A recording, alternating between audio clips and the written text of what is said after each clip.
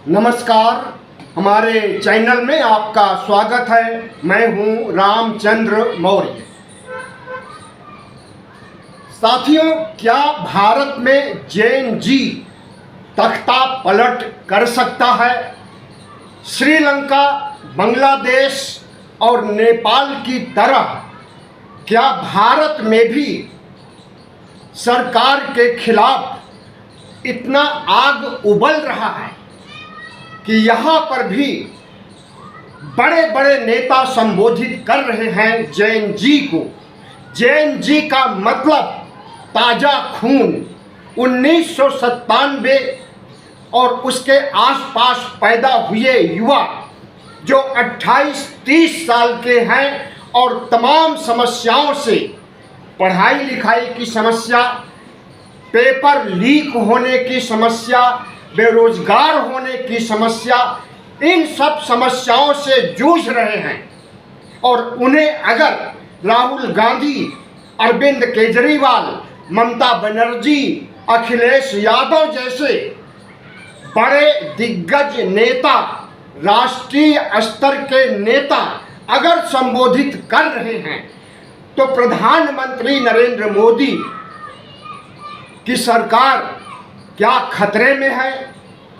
आज हम इसी का विश्लेषण करेंगे और आपको बताएंगे कि ज्वलंत समस्याओं को लेकर जेएनजी के दिल दिमाग में किस तरह की बातें चल रही है और किस तरह की चिंगारी पैदा हो चुकी है। साथियों, राहुल गांधी ने संविधान और लोकतंत्र बचाने के लिए लगभग 2 साल से जेएनजी को संबोधित कर रहे हैं।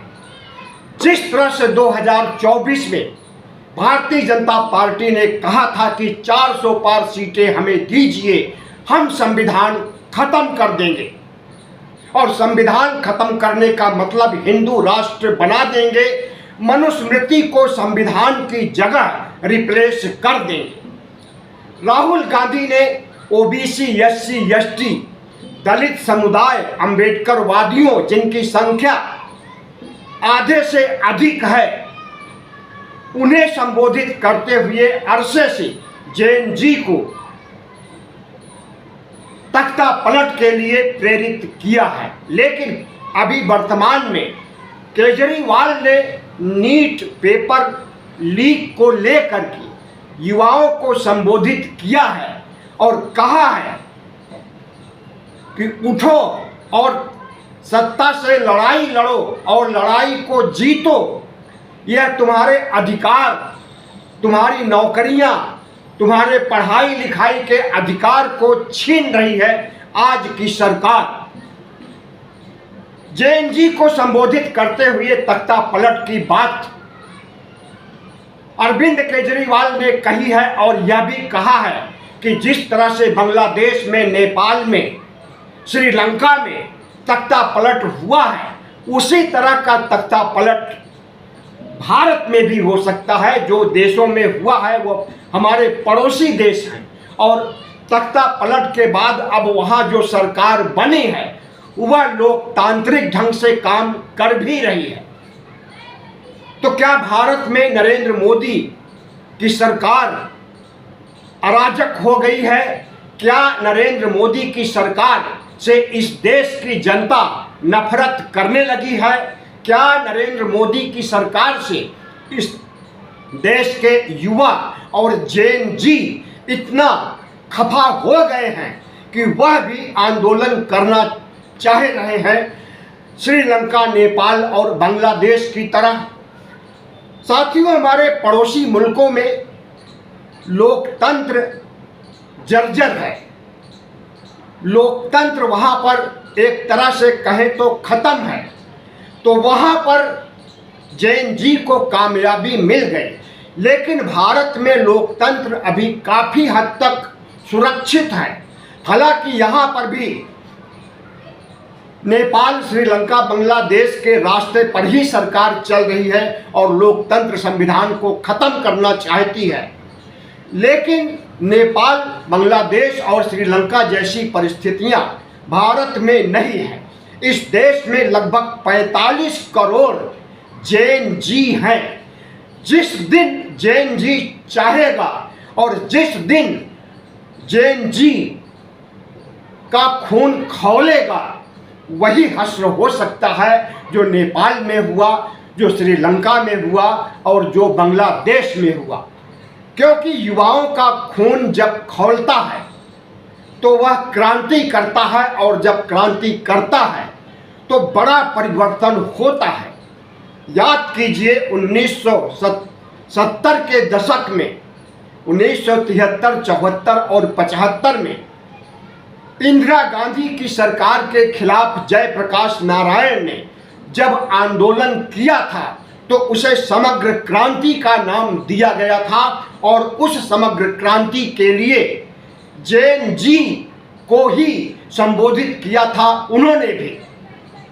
और जैन जी ने कमाल दिखाया और इंदिरा गांधी की सत्ता को फिलहाल पलट दिया, और 1977 में चुनाव कराने पड़े, इमरजेंसी खत्म करनी पड़ी।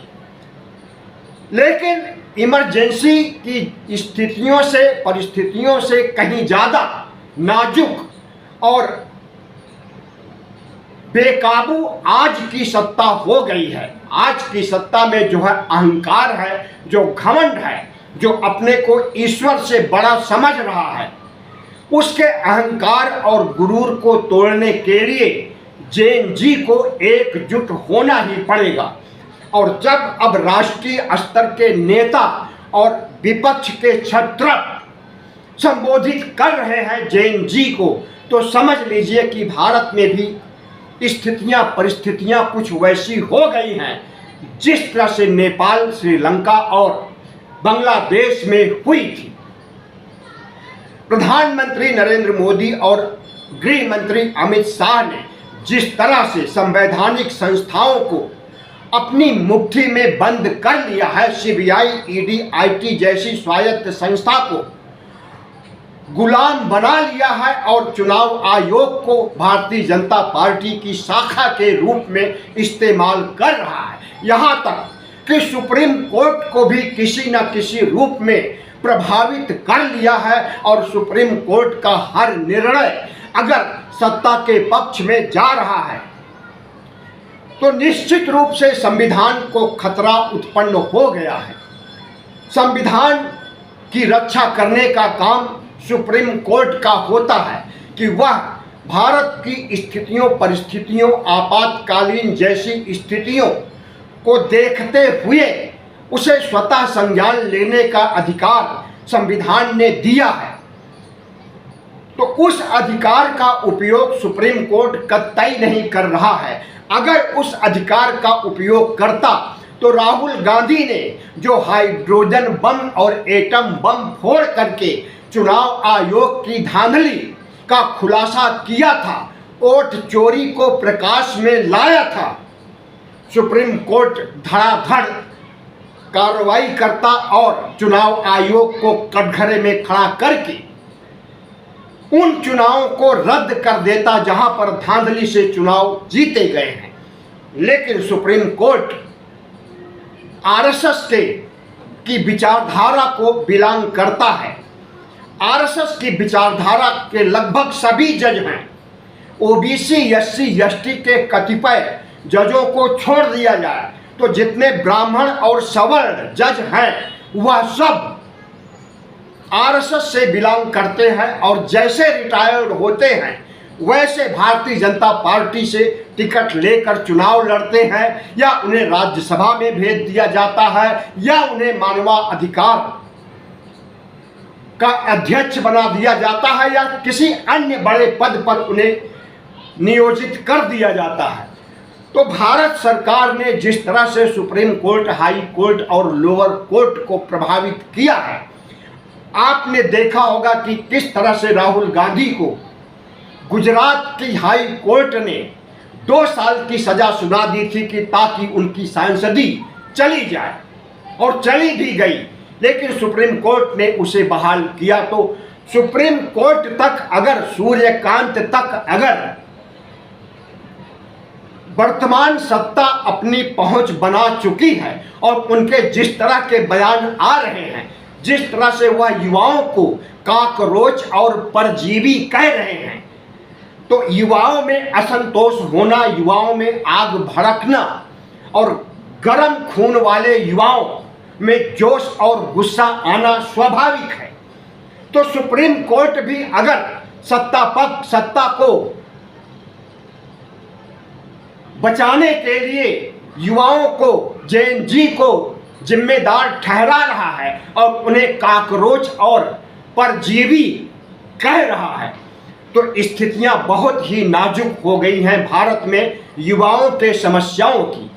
पेपर लीक के 99 से ज़्यादा घटनाएं हो चुकी हैं पूरे देश में, लेकिन इसके लिए कोई तयशुदा फार्मूला कि पेपर लीक कैसे खत्म हो, कैसे अंकुश लगाया जाए, सरकार ने आज तक समाधान नहीं खोजा है और खोजना भी नहीं चाहती, क्योंकि पेपर लीक से जो फायदा होता है वह फायदे का बड़ा हिस्सा भारतीय जनता पार्टी के बैंक अकाउंट में जाता है और जहां जहां लीक होता है वो सब डबल इंजन के राज्य ही ज़्यादातर होते हैं। और केंद्र में अगर नीट लीक हुआ है तो नीट परीक्षा से संबंधित भी जो अभी तक खुलासा हुआ है उसमें भारतीय जनता पार्टी के नेता फंसे हुए हैं।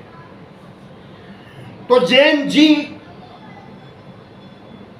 आक्रोशित है और उसे अगर विपक्षी पार्टियां हवा दे रही हैं तो हम समझ रहे हैं कि एक सकारात्मक संदेश जा रहा है, न सिर्फ जेएनजी को बल्कि हर उम्र के लोगों को क्रांति करने, जन आंदोलन करने के लिए विवश कर दिया है नरेंद्र मोदी की सरकार ने, आरएसएस ने और भगवा गिरोह ने। क्योंकि अब यह सोशल मीडिया पर संविधान को खत्म करने, संविधान को नष्ट करने या सनातन से बड़ा संविधान को नहीं मानने या धर्मनिरपेक्षता को नहीं माने, संवैधानिक प्रावधानों को नहीं मानने के लिए जिस तरह की पोस्ट वायरल हो रही है सोशल मीडिया पर, उसे आप देख सकते हैं, समझ सकते हैं। और वह वायरल करने वाले कौन लोग हैं? भगवा गिरोह के लोग हैं जो कि सनातन को संविधान से बड़ा बता रहे हैं, हिंदू राष्ट्र की वकालत कर रहे हैं, संविधान को खत्म करने की धमकी दे रहे हैं। तो ऐसे में धर्मनिरपेक्ष युवाओं और इस देश के 98 करोड़ मतदाताओं का खून अगर खौलना शुरू हो गया है और उसे ममता बनर्जी, अखिलेश यादव और राहुल गांधी सरीखे नेता हवा अगर दे रहे हैं और अरविंद केजरीवाल जेएनजी को आह्वान कर रहे हैं क्रांति करने के लिए, तख्ता पलट के लिए, तो यह होना ही चाहिए। क्योंकि अब ऐसी समस्याएं उत्पन्न हो गई हैं जो आंदोलन के रास्ते ही समस्याओं का समाधान हो सकता है। हमें लेकिन नहीं लगता है कि जेएनजी सत्ता पलट कर पाएगी, क्योंकि भारत में सेना, पुलिस का इंफ्रास्ट्रक्चर बहुत मजबूत है। भारत में कभी भी सेना ने भी जुर्रत नहीं की कि वह सत्ता पलट कर दे। आज तक सत्ता पलट भारत में नहीं हुआ है, लेकिन सत्ता पलट की अगर कोशिश की जाएगी तो सरकार उसके पहले ही डर जाएगी, क्योंकि जो अभी तक नहीं हुआ है अब वह होने वाला है। जो अभी तक नहीं हुआ था, लोकतंत्र खत्म करने, संविधान खत्म करने की प्रक्रिया अभी तक नहीं हुई थी, लेकिन अब हो रही है। तो समझ लीजिए कि जेएनजी की आग भी अब जो भड़क रही है, इससे सत्ता को नहीं बचाया जा सकेगा। वीडियो कैसा लगा?